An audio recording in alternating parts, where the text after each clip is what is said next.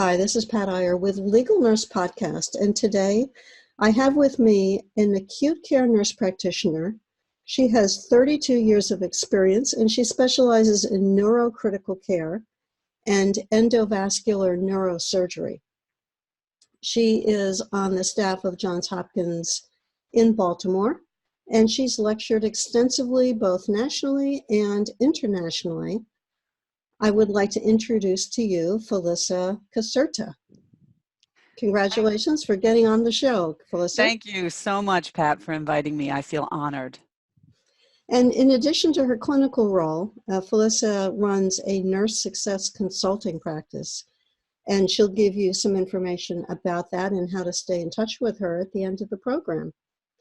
Felissa and I met in Las Vegas about a year ago when I was teaching a program on how to write a book. So welcome to the show, Felissa. Thank you so much. That was wonderful meeting Pat. And at that time, Pat was introducing her new program, which I have to say I did. I was part of the first group, and thank you, Pat. That was great. Very thoughtful. Great to have the connections with other people that were writing a book, nurses, of course, and being able to stay connected. We had a Facebook page, we had a buddy. So if you are thinking of writing a book, I highly recommend taking Pat's course. It really was very good. Well, thank you. I appreciate that. You're welcome.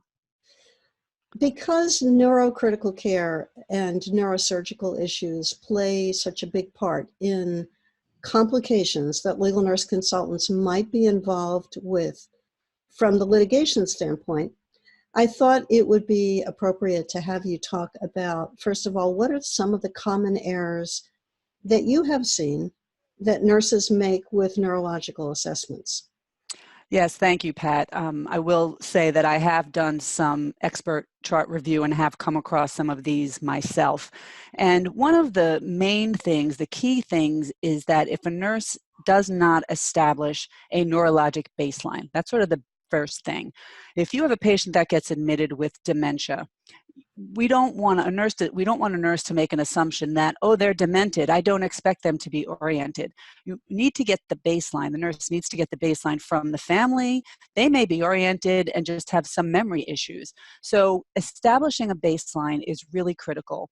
If a nurse just says, well, I expect them to be confused because they're 95, and then the family comes in and says, what do you mean? She can tell me, what she did for the past 20 years without missing a beat. We want to know that. So that's really critical, is getting a neurologic baseline on a person, whether they're a neuro patient or not. The other thing is, if I did review a case once, which was heartbreaking. A patient had a neurologic procedure, and she came back from her procedure. She wasn't reversed. She had had an endovascular procedure, and anesthesia never reversed her. So the nurse never got an exam. And she kept putting it off and saying, patient's not, hasn't been reversed, the person's not awake from anesthesia, but way too much time went by.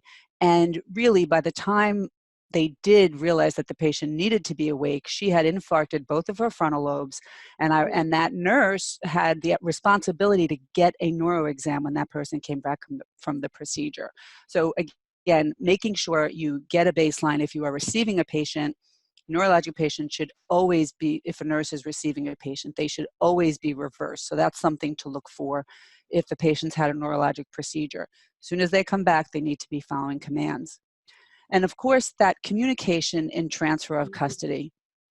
When a nurse gets a patient from the field to the ED, there needs to be an explanation of what the patient looked like in the field. Let's say a stroke patient. Stroke patient in the field, from the field to the ED.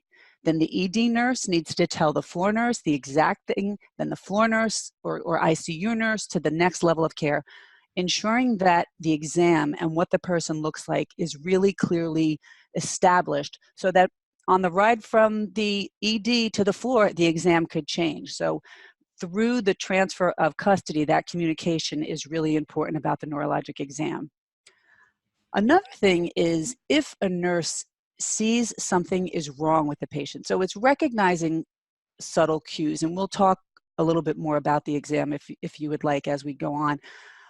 A nurse it's important to become fluent enough with the neurologic exam, even just basics. And once they become fluent, being able to recognize when there is a change, even a subtle change, and that's sort of the nuance with neuroscience nursing. So recognizing subtle changes, the importance of the subtle change, and then if this nurse contacts the first level, if it's a teaching hospital, that may be a resident, or if it's a community hospital, it could be a nurse practitioner or a PA. If they contact that person and say, Miss Smith is not right, and give specific examples, and the team doesn't take that seriously, supposing maybe that might happen, that nurse knows to go up the chain of command. And if it's a new nurse, I say that new nurse may not want to call the attending, but go to the charge nurse, say, what's going on with your patient, and then ensure that it gets to the attending that something is different. So those are really kind of the basic things: not establishing a baseline, failure to recognize subtle cues, failure to go up the chain of command when they see abnormal and cues, subtle cues, changes. When you talk about establishing the baseline, it makes me think of the charts that I reviewed where I saw a lot of copying and pasting. So the patient is transferred from the care of one nurse on the 7 a.m. to 7 p.m. shift and then gets into the hands of the nurse working the next 12-hour shift. But if that nurse doesn't go in and do his or her own assessment and just copies and pasted that information, you got a mess, right? Well, exactly. And there are some institutions, and this is a struggle, because if you're doing a neuro exam every hour, and in the critical care, neurocritical care, that is our standard initially for 8 hours. If you don't have the copy function there, going through, and we'll talk about what the components are, but going through all the components and having to rewrite them every hour can be really sort of this arduous task. However, you are so right. If your institution is going to allow you to copy forward to save you time, you must go back, absolutely, and read all of that and make sure. And you hit the nail on the head that that's a vulnerability, is the nurse not going back and double checking, and then they get asked, "Well, your exam says they were fine," and the nurse says, "Well, no, really, she wasn't. She was confused." Well, what we have documented doesn't say that. And we all know that the nurse will be held to what's in that medical record. Absolutely. Part of my prior role, I was a program director for nursing practice at the hospital. And so I was very aware of educating nurses when we were looking over any sort of practice events that came up, being able to really look at that documentation and remind the nurses that this is what we're seeing and this is what you're held to. So really, we would use the opportunity when speaking with nurses about various practice concerns, that educational piece about the documentation. It's interesting you brought that up, because I was speaking not a couple hours ago to a friend of mine who's involved with the Board of Nursing in her state. Yes. And she was talking about how she was planning to make a recommendation to the National Council that would give schools of nursing the impetus to build legal content into the curriculum. Oh my gosh, absolutely. It'd be fabulous. It would be fabulous. We actually, our general counsel just retired. I mentioned I passed your name along to her, and she, I met her, so 1987, I don't mind giving away my age. In 1987, as a new nurse, this woman spoke to us, but it was the first time I'd heard about anything in terms, she was the general counsel for the hospital, also a nurse, and that was the first time I was ever introduced, that I can recall, we didn't talk about it in nursing school, that I needed to be careful about everything that I put in that medical record. Well, speaking of what goes in the medical record, what would you say are the minimum data points that go into a neurological assessment? Any patient, we can assume any patient that walks through the door is at risk for having a neurologic event. That baseline then needs to include level of consciousness, which most people do say the alert portion, kind of going into details about what their level of consciousness is. Orientation has to be their level of consciousness, orientation, motor, and I'll make a word about motor here. With the computerized documentation, this I believe has improved, and Pat, you probably have more experience. I have found records, and some of the records may be old, where you're seeing paper documentation, and we're seeing documentation weak, strong, or with just initials, a W or an N for normal or an S. And I've had records I've looked at, I couldn't tell what the letter was, and weak does not give me enough information. So the motor exam, when we do that initial motor exam, when a nurse does that, even on a non-neurologic patient, it needs to be charted the correct way. And the best people to look at for the correct way are the physical therapists and neurologists. It's charted as a fraction, 5/5 being the strongest and 1/5 being weak on that motor scale. And then pupils. And when we think about what pupils are a combination of the second cranial nerve and the third cranial nerve.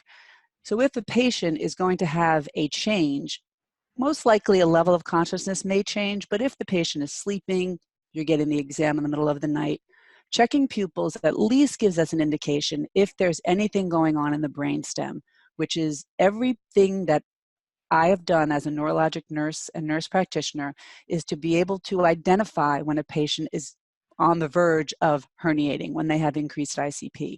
So at least if it's a non-neuro patient, but they have a neurologic event, if every nurse on every patient is getting level of consciousness, orientation, motor, and cranial nerves, we're pretty much capturing significant components of the brain to give us some idea of what's happening if there is an event, a neurologic event. Tell me, what does oriented times 2 mean? That's awesome. I agree. This is a good, right. So I think that what people do is they start with name and then place and then time. However, I think the point you're getting at is never say times 2, say what they're oriented to. I'm assuming is what, we have to say what they're oriented to, because saying alert and oriented times 3, well, what if it's times 2? Which part was missing? So that's a good point that the nurse needs to say, oriented to name, to self. And the more detail, Pat, the more detail, the better. I always say, you give me a little bit, I take more. Because if I get a really good baseline, and then I come back 2 hours later, and you don't even remember what you had for breakfast when 2 hours ago you were telling me the name of your children and your pets and, all the other detail of your Afghan or whatever, and now you can't even tell me this. So I always say, get the most you can. And a lot of the information we're gathering on the intake form. If someone can fill out an intake form, we're getting a really good idea of their orientation and their mentation. So just paying attention to how they present is really critical, and documenting it, as you just said, appropriately. I know that you deal in the realm of detecting early changes, and that there's a window of opportunity in some of the complications that are part of your clinical background, where that timing is crucial. And it also is a factor in medical malpractice cases. I'm thinking of people who become paralyzed, for example, from spinal epidural hematomas, or people who have symptoms of stroke and there's a delay in intervening. Can you give us some context for what kind of window of opportunity are we talking about for the conditions that you're working with? This excellent question. Just a little, which is what you said, if it's okay, I'd like to do a little bit of the physiology there. You're right. So in the neurologic, when we're talking about the brain issue, we have the spine issue and the brain issue. So let's do the brain issue first. The neuro exam, we usually get some clues, and the early stage that you're referencing is the point where we are seeing the physiology behind it is that the brain has the ability to auto-regulate. So every time we sneeze, we don't blow a pupil or herniate because our body can regulate those increases in intracranial pressure. When there's a neurologic injury, the regulatory systems are sort of damaged. And so we will start to see changes where a very subtle change in exam, we still have some time because there's a, I don't want to get too deep, I'm sorry. This is something, there's a compliance curve. And there's a point on that compliance where the brain is very compliant. And you start to see changes in the neurologic exam while there's still time before you go from increased ICP to herniation. And I'm glad you said that. That point on, if we'll have to do another one where we go over the compliance curve, but there's a point on that curve where we really see that the patient might just be a little bit sleepy, or they might just not be oriented as they were before. And we want to intervene then, because if we wait too long and they get over that hump where they now have very subtle changes in intracranial pressure, can cause them to go over to the point of herniation. A patient, say, that presents with a stroke, initially they may not have cerebral edema. It can happen 24 to 48 hours later. We want to get to them to start the interventions, the life-saving interventions, to prevent them from herniating as early as we can. The earlier, the better. And so that's sort of, I don't know if I answered the question. I kind of was a little bit complicated in trying to explain it, but there is that window of opportunity to catch the person before they're actually herniating. And that's the whole thing in neuro, I tell people, is we want to avoid herniating. We want to avoid the cortex, the cerebral cortex, from squishing the brainstem. Why? Because all of our important centers that keep us alive are in the brainstem. So being able to catch that early is absolutely right in the brain patient. So the window of time opportunity really depends. I just say, as soon as you see something different, act on it. Depending on where the patient is in the compliance curve, we may not know that on how they present, because there's so many other factors going on. However, the minute you see a change, act very quickly, because we don't know. It could be an hour, it could be 10 minutes. And tell me, what happens now in medicine when those early signs are seen? What are some of the interventions that are available? Yeah, so my favorite, I have a couple of mentors, but one of my wonderful mentors was Judith Skielauer, and she's a big name in the neuroscience nursing world. And the best way she helped me understand the intracranial dynamics was describing the skull as a box, and that there are three components in this box. There's water, which is our brain, 80% of it is water. Then there's spinal fluid, and there's blood.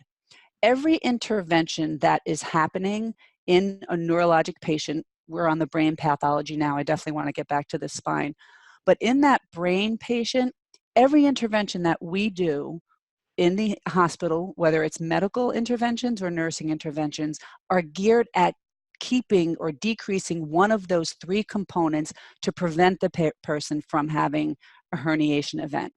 So for the brain component, which is water, the biggest medical intervention we do for that is going to be mannitol. And there's been, over the past 20 years, something called hypertonic saline. So that's to decrease the water component. Decreasing the blood component from a medical perspective can be hyperventilation, which decreases the CO2, which causes the vessels to constrict, and by hyperventilating them. And then there's the spinal fluid, which we can drain with an extra ventricular drain. That's the medical interventions. We also can prevent seizures. And as a nurse practitioner, I need to know what populations I put on prophylactic anticonvulsants. As a nurse, there are interventions that must be done as well. The simple intervention of head of bed, right, Pat? How many times, what I will tell you, even as a neuro nurse, what 30 degrees looks like is very different than what I think it is. I have to go into patient rooms sometimes and really look at the either digital part, or there some of it is still old fashioned where you have the little numbers, and see, and often they're not at 30 degrees, because what we think 30 degrees is not really great. I don't know what that comes from. Most of the time it's at 20 or 25 degrees. But head to bed elevated. The other key thing is, so head to bed elevated takes care of which component? The blood component. Everything that drains, all the blood drains out of our brains through our jugular veins. So that's why the head of the bed elevated. And then neuro patients, you watch these nurses do everything they can to do what? Keep that head straight. And when someone has such poor compliance, a kink in their jugular vein can absolutely cause increases in ICP. Like you can, if they have a drain in, you could watch it. So that's where nurses, nowadays we have these gel pillows. I don't know, Pat, if you remember a time where people were doing, that transport tape across the head Mhm. to keep Yep. their head immobile. Yep. Nowadays we would be in trouble for patient abuse, but again, so that's something, as well as fever. If they, usually neuro patients, we try to prevent them from becoming febrile. That has to do with the brain tissue increasing the metabolic rate of the brain. So as the nurse, if you have a Tylenol order, or even if you don't, you could be the nurse can be the person to go to the team and say, listen, I know this person had a brain injury, stroke, whatever. I know we want to keep them normothermic. I need a Tylenol order, and then be sure that they're doing the antipyretics as well as other things they can do to keep the person normothermic. Well, Felissa, I know that some of our listeners are going to want to be in touch with you. Our time is up, believe it or not. What? Oh my gosh. And I know that you mentioned in the beginning that you provide expert witness review. So if somebody listening to the program would be interested in connecting with you, what would be the best way to do that?